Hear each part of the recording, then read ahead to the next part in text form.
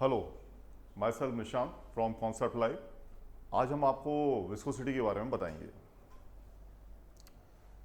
तो जिस तरीके से कोई दो सॉलिड सरफेसेस एक दूसरे को कांटेक्ट करती हैं और उनके बीच में फ्रिक्शन लगता है, ठीक उसी तरीके से जब भी फ्लूइड की दो लेयर एक दूसरे के ऊपर स्लाइड करती हैं ड्यू टू डिफरेंट वेलोसिटीज़, तो एक लेयर दूसरी पर फ्रिक्शन लगाती है। तो ये सब हम सीखेंगे। तो विस्कस फोर्स या shear force or the fluid friction tends to retard the relative motion between adjacent layer due to cohesive forces। तो पूरा पूरा लिक्विड क्योंकि एक ही सब्सटेंस का बना है, तो एक लेयर के मॉलिक्यूल दूसरे लेयर के मॉलिक्यूल के अट्रैक्शन में बंधे होते हैं। इसलिए जब भी एक लेयर आगे बढ़ने की कोशिश करती है तो दूसरी लेयर के मॉलिक्यूल उसको रोकने की कोशिश करते हैं। यहां पर एक छोटा सा एग्जांपल दिखाया गया, जैसे एक बोट है, तो वो बोट जो है वो 50 मीटर पर सेकंड से जा रही थी, तो उससे जुड़ी हुई जो भी वाटर की लेयर होगी उसकी भी वेलोसिटी बोट जैसी यानी 50 मीटर पर सेकंड ही होगी। साथ ही जो रिवर का बॉटम है, जो रिवर बेड है, वो ऑब्वियसली रेस्ट पर होता है, तो वाटर की लेयर जो रिवर बेड के साथ जुड़ी होगी वो रेस्ट पर रहेगी।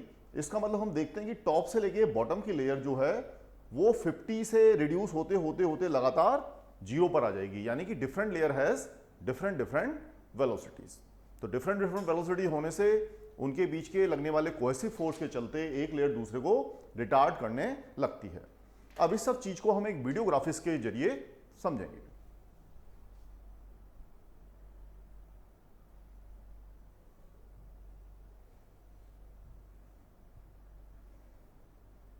तो यहां पर आप देख पा रहे होंगे कि ऊपर कुछ छोटे छोटे मॉलिक्यूल दिखाई गए हैं जो काफी तेज रफ्तार से जा रहे हैं, जबकि जो बॉटम है उस बॉटम के वाटर मॉलिक्यूल या लिक्विड मॉलिक्यूल बहुत ही स्लो मूविंग दिखाए गए हैं।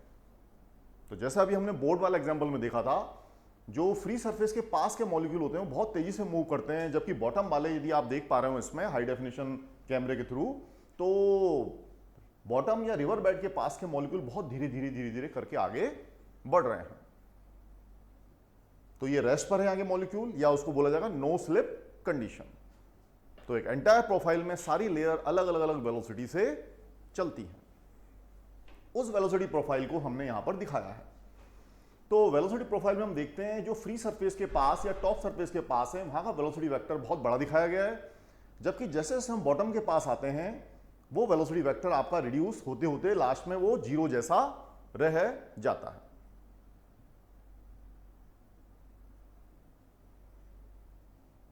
तो पूरे उस पर एक वेलोसिटी ग्रेडियंट यानी कि du ओवर dy यानी वेलोसिटी में change divide by separation between two layers में चेंज, तो वो स्लोप जो होता है वो du बाई dy पूरे प्रोफाइल पर वेरी करता है।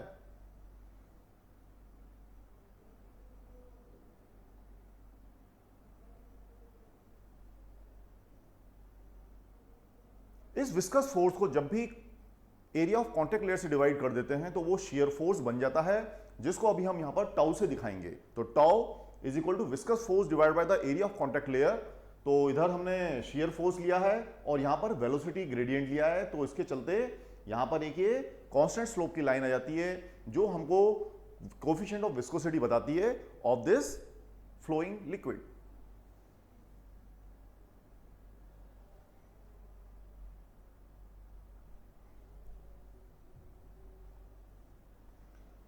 अब जरा यहां पर देखिए, तो जो टो that is the force divide by area या शियर फोर्सेस थे, उसको हम इस तरह से लिखेंगे कोफिशिएंट ऑफ विस्कोसिटी, जिसका सिंबल हमने ये ईटा लिया है, multiplied by the velocity gradient और the rate of shear deformation. इसी du बाई dy को हम एक प्रैक्टिकल एग्जांपल के लिए आपको दिखा रहे हैं कि वो बोट जो 50 मीटर पर सेकंड से जा रही थी उससे जुड़ी हुई कॉन्टैक्ट लेयर ऑफ लिक्विड की वेलोसिटी भी 50 होगी, जबकि वो लिक्विड लेयर जो बॉटम के पास थी उसकी वेलोसिटी 0 होगी, क्योंकि बॉटम आपका रेस्ट पर है। उसके चलते डेल्टा यू यानी कि चेंज इन वेलोसिटी आपकी आएगी 50 माइनस 0, और इन दोनों लेयर के बीच का सेपरेशन यानी डेल्टा वाई यहां से यहां तक देखेंगे तो 4 मीटर दिया गया है, तो उस डेल्टा वाई को यहां 4 रख देंगे। इस तरीके से हमको du ओवर dy या delta u over del y की वैल्यू मिल जाएगी। आगे चलते हैं। जो कोफिशिएंट ऑफ विस्कोसिटी है जिसका कि हमने सिंबल ईटा लिया है, वो ईटा की दो तरह की यूनिट होगी, एक पॉइज एंड दूसरी पॉइज वैली। इसको अच्छी तरीके से समझें। पॉइज जो है वो सीजीएस की यूनिट होगी, पॉइज वैली एसआई सिस्टम की यूनिट होगी। तो यदि क्वेश्चन उन्होंने पॉइज में दिया हुआ है तो एसआई सिस्टम में जाने के लिए आपको 10 से डिवाइड करना होगा। 60-70% न्यूमेरिकल आपको इसी तरीके के मिलेंगे। तो पॉइज क्योंकि सीजीएस की यूनिट है, पॉइज वैली एसआई की यूनिट है, और यदि आप एसआई सिस्टम में क्वेश्चन को सॉल्व करना चाहते हैं तो आपको पॉइज को 10 से डिवाइड करके एसआई की यूनिट पॉइज वैली से तक पहुंचना होगा।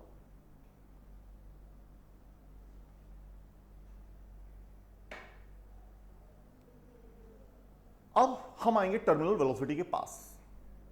तो टर्मिनल वेलोसिटी की सिचुएशन यहां पर मैंने दिखाई हुई है। एक बॉल है जो किसी नीटा कोफिशिएंट ऑफ विस्कोसिटी के लिक्विड में गिरा दी जाती है। तो उसका ये एफबीडी दिखाया गया है, उस पर वेट लग रहा होगा, एक उस पर बॉयंसी लग रही होगी, और एक उस पर स्टॉक्स ला के चलते फोर्स लग रहा होगा 6 पाई नीटा आरबी।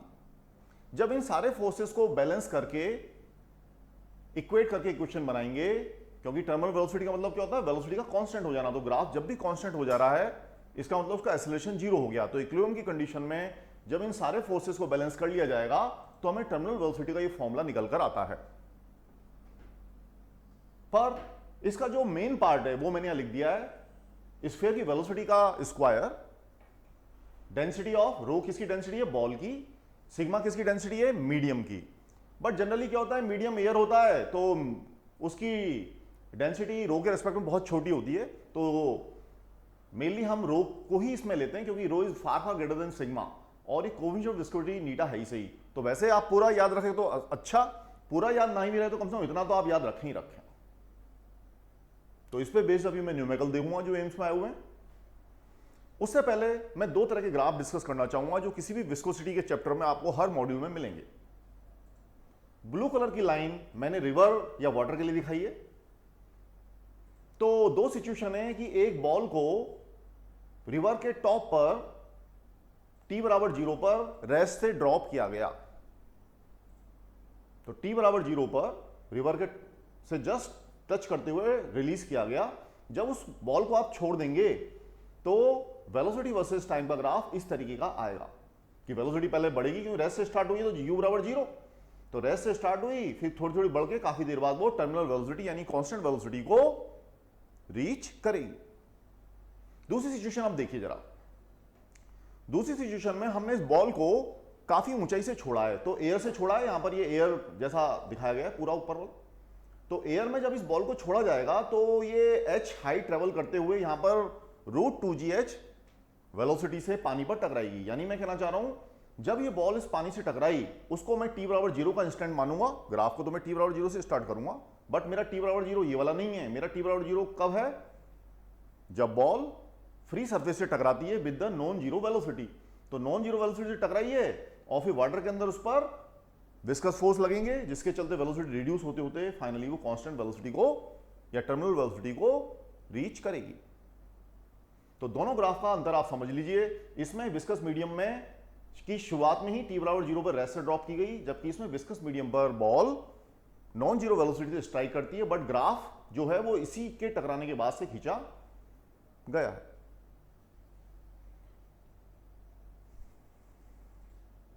अब इस पर बेस में एक न्यूमेरिकल ले रहा हूं जो एम्स में आया हुआ है। तो दो ऑब्जेक्ट हैं, उनकी रेडियस दे रखी है and they are kept in the same liquid. Same liquid में होने से उनका ईटा आपका ये सेम हो गया, तो कोएफिशिएंट ऑफ विस्कोसिटी सेम हो गया। ऑब्जेक्ट की डेंसिटी के बारे में कुछ कहा नहीं गया है तो वो भी एज्यूम किया जाएगा कि भाई उनकी डेंसिटी भी सेम है। क्वेश्चन में हमेशा इस तरह की सिचुएशन आप मान लेते हैं कि भाई उससे क्वेश्चन की सिंप्लिसिटी आए। तो बाय डिफॉल्ट जब तक उन्होंने खुद नहीं बोला कि डेंसिटी कोई डाटा नहीं दिया है तब तक आप उसको सिमिलर मान लीजिए। तो नीटा सेम है, रो सेम है, तो टर्मिनल वेलोसिटी फाइनली रेडियस के स्क्वायर पर डिपेंड करेगी। तो रेडियस का स्क्वायर रखना है तो पहली बॉल की रेडियस है 2 mm, दूसरे की 1 mm, mm से mm कट ही जाएगा तो प्योर रेशियो आपको 4 मिल जाएगा। तो क्वेश्चन देख लीजिए, बहुत छोटा सा सॉल्यूशन है, ये एम्स 2015 का क्वेश्चन है।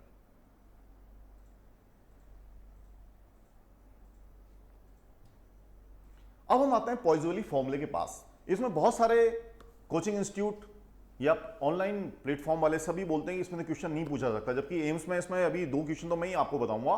इसके अलावा आज से 15 साल पहले मैं पाई एजुकेशन में था, वहां पर भी इस पे बेस्ड बहुत सारे सीरीज पैरेलल के भी क्वेश्चन थे। इसलिए यदि किसी सिलेबस में, एनटीए के सिलेबस में यदि विस्कोसिटी का जिक्र कर दिया गया है तो पॉइजनली उसमें कवर होगा, किसी गलतफहमी में आप मत रहें। बाकी सीरीज पैरेलल तो हम बिल्कुल जो करंट इलेक्ट्रिसिटी में सीख के आते हैं कि सीरीज का रेजिस्टेंस R1 प्लस R2 होता है या पैरेलल में रेसिप्रोकल करके जोड़ा जाता है 1/R1 प्लस 1/R2, वो कोई नई चीज नहीं है। तो आइए पहले पॉइजनली फॉर्मूले को समझते हैं। ये पॉइजनली फॉर्मूला आप किसी पाइप या कैपिलरी या आर्टरी जिसमें कि ब्लड बहता है उसके लिए आप लगाएंगे।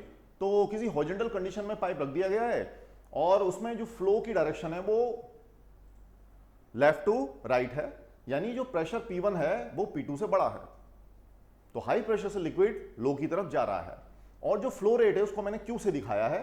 फ्लो रेट Q यानी कि वॉल्यूम फ्लोइंग पर सेकेंड। तो एमकेएस सिस्टम में आप भी जानते हैं कि इसकी यूनिट क्या होगी, मीटर क्यूब पर सेकेंड। पर पानी या ब्लड के केस में जनरली लीटर पर सेकेंड लिख दिया जाता है। तो लीटर और मीटर क्यूब में क्या रिलेशन होगा कि 1 metre cube equal to 1000 litre. किसी भी हाउस होल्ड की रूफ पर जनरली 1000 लीटर की पानी की टंकी रहती है, तो उसका dimension almost 1 metre 1 metre 1 metre ही होता है। तो मैं भी इस डाटा को किसी हाउस होल्ड पे की रूफ पे टॉप पे रखी पानी की टंकी से ही कंपेयर करता हूं। तो 1 metre cube equal to 1000 litre, इसका मतलब 1 litre equal to 10⁻³ metre cube per second. तो सारे सिंबल से आप यहां दोस्ती कर लें। इसको पाइप या आर्टरीज या कैपिलरी जो मानना है मान लें, हॉरिजॉन्टल रखा हुआ है, हाई प्रेशर से लो प्रेशर की तरफ लिक्विड या कोई भी वाटर वगैरह बह रहा है, उसकी फ्लो रेट को आपने Q से कहा है। Q क्या है आपका dV/dt, और उस फ्लो रेट को आपने यहां पर कैसे दिखाया है, pressure difference divide by resistance. हाँ, करंट को आप कैसे दिखाते हैं, potential difference divide by resistance. तो उसी तरीके से जब भी कोई प्रेशर का डिफरेंस होगा या टेम्परेचर का डिफरेंस होगा तभी जाके कोई चार्ज या हीट बहती है। अब resistance offered by this pipe capillary arteries वो आपका क्या होगा, 8θL divide by pi r⁴ ये यहां पर दिख रहा है आपको। तो किसी भी कैपिलरी आर्टरीज या पाइप का रेजिस्टेंस ये होगा। तो पॉइजनली साहब ने फॉर्मूला दिया था कि फ्लो रेट इक्वल टू पाई, और ये क्या है P1 माइनस P2 यानी प्रेशर का डिफरेंस, डिवाइड बाय लेंथ 8η, और ये जो पाइप की या आर्टरीज या कैपिलरी की जो रेडियस है दैट इज द R, उसकी पावर 4। अब देख लें इसमें कौन सी क्या टर्म है, प्रेशर ग्रेडियंट कौन सा होगा, डेल्टा P/L, यानी P1 माइनस P2/L को हम प्रेशर ग्रेडियंट बोलेंगे। ये तो रेडियस आपको समझ में आ गई, पाइप या आर्टरीज की रेडियस है, और ईटा वही कोफिशिएंट ऑफ विस्कोसिटी, ठीक है जी, और L क्या है, पाइप की लेंथ, और Q volume flowing per second, इसकी unit metre cube per second है। तो जब इस फॉर्मूले को इस तरह से रीअरेंज कर लेंगे कि भाई जैसे करंट होता है पोटेंशियल डिफरेंस बाय रेजिस्टेंस, तो उसी तरीके से जब इस फॉर्मूले को रीअरेंज कराया जाएगा तो रेजिस्टेंस की वैल्यू आपकी आ जाएगी 8/π∗L डिवाइड बाय r⁴। फिर दो कैपिलरी को सीरीज में जोड़ने का मतलब क्या होगा कि आपने इस तरीके से दो स्ट्रास को एक के पीछे एक जोड़ लिया है, तो ये सीरीज कॉम्बिनेशन कहलाएगा। ठीक वैसे जैसे रजिस्टर का होता है।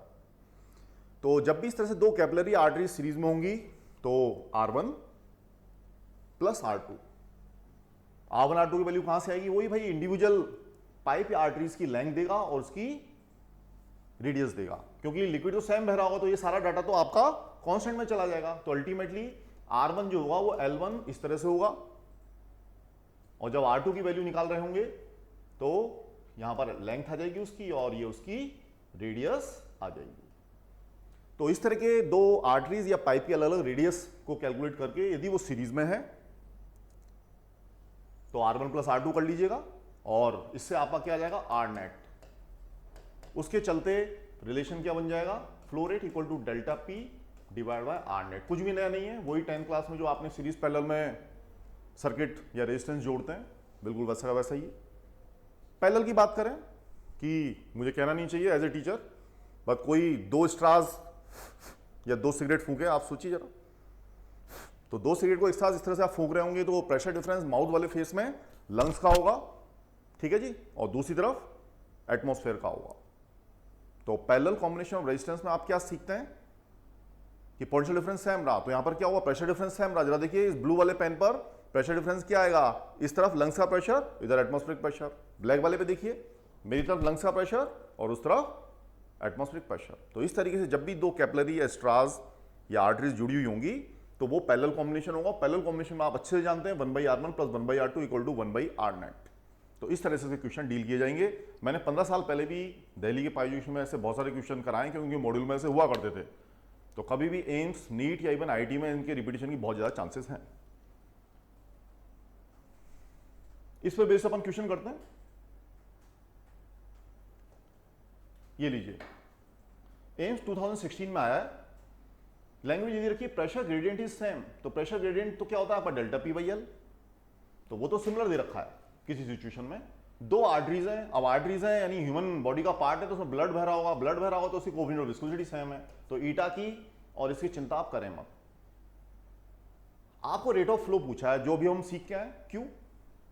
तो rate of flow proportional to radius की पावर 4। मैं आपको फिर से फॉर्मूला दिखा दे रहा हूं। ये देखिए रेट ऑफ फ्लो क्यू, ठीक है जी। प्रेशर ग्रेडियंट सेम था तो डेल्टा P/L की चिंता करें मत, ये सब कांस्टेंट में चले गए। ईटा भी सिमिलर हो गया क्योंकि दोनों आर्टरीज में ब्लड ही बह रहा है तो उसका कोएफिशिएंट ऑफ विस्कोसिटी सेम होगा। तो अल्टीमेटली फ्लो रेट जो है वो रेडियस की पावर 4 पर डिपेंड करेगी। तो रेडियस की पावर 4, तो रेडियस का रेशियो क्या रखा है 1/3, उसकी पावर 4 करेंगे तो 1/81। एक बार में आंसर हो गया। तो इट इज सो सिंपल। अब इसके लिए कोई कोचिंग ऑनलाइन प्लेटफॉर्म में बोलता है कि इसका क्वेश्चन नहीं आ सकता, तो भाई मेरे को तो ये बात समझ में आती नहीं। एक छोटा सा फॉर्मूला है और एक रेशियो तय हो जाता है। देखिए एम्स ने तो पूछा भी हुआ है। फिर से एम्स 2016 में पॉजिटिव पे बेस्ड क्वेश्चन आया हुआ है, इसको आप पढ़ लीजिए।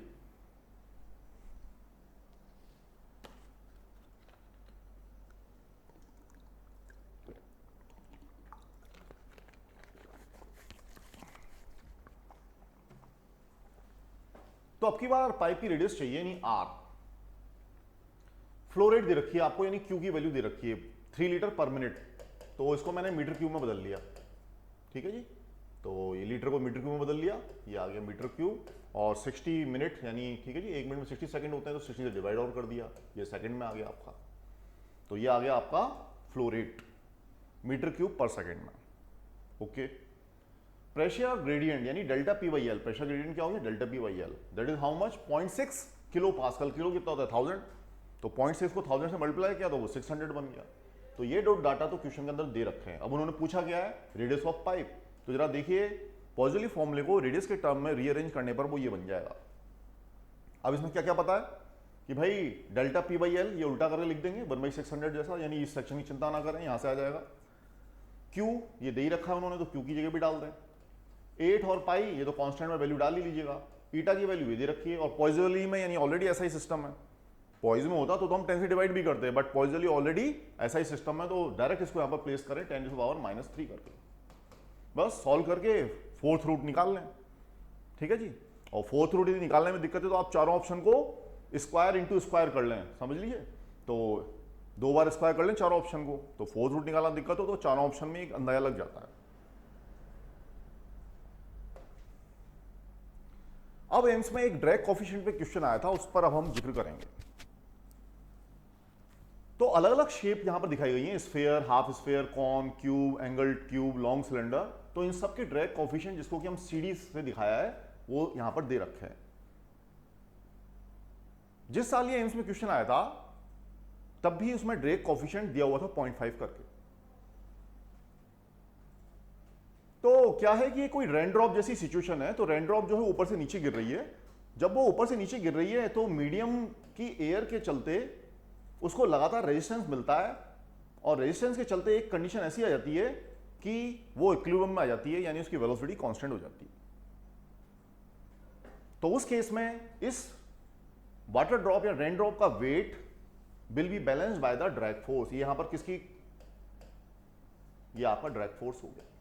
तो वेट नीचे की तरफ लग रहा है, ड्रैग फोर्स ऊपर की तरफ लग रहा है। ड्रैग फोर्स का फॉर्मूला आपको दे रखा है 0.5 ρm का मतलब डेंसिटी ऑफ मीडियम, यानी जो सराउंडिंग एयर है उसकी डेंसिटी दे रखी है। A is the projection area of object. इसको जरा ध्यान से समझें, ये हमने सरफेस टेंशन में भी जिक्र किया था।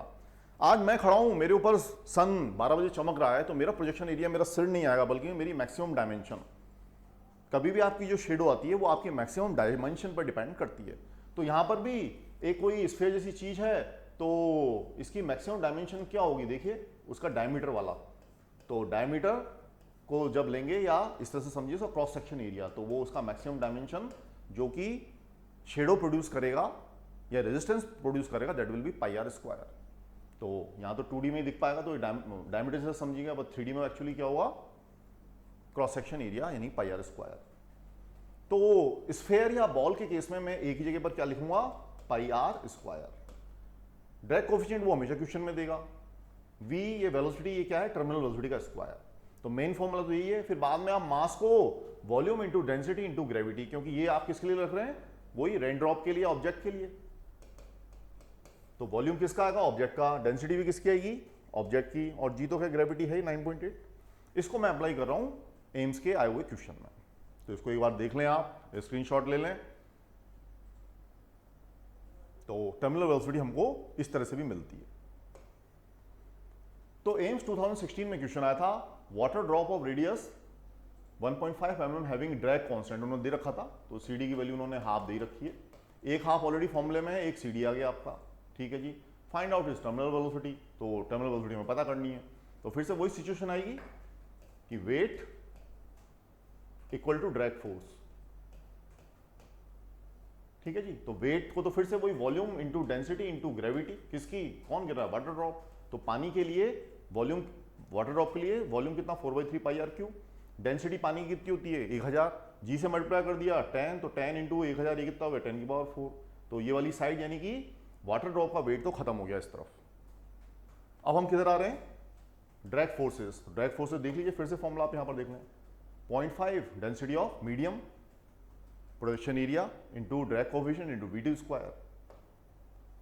तो सारे डाटा डालते हैं, projection area pi r square, ये डेंसिटी ऑफ मीडियम जो विस्कोसिटी प्रोवाइड कर रहा है दैट इज 1.29, और ये हो गया टर्मिनल वेलोसिटी का स्क्वायर।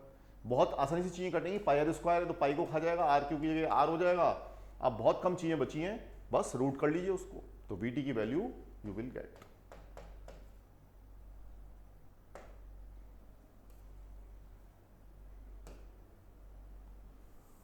तो ये सब था विस्कोसिटी के बारे में। उम्मीद है आपको लेक्चर पसंद आया होगा। यदि आपने इसमें कुछ नया सीखा तो इसको लाइक करिए, सब्सक्राइब करिए। Thanks a lot.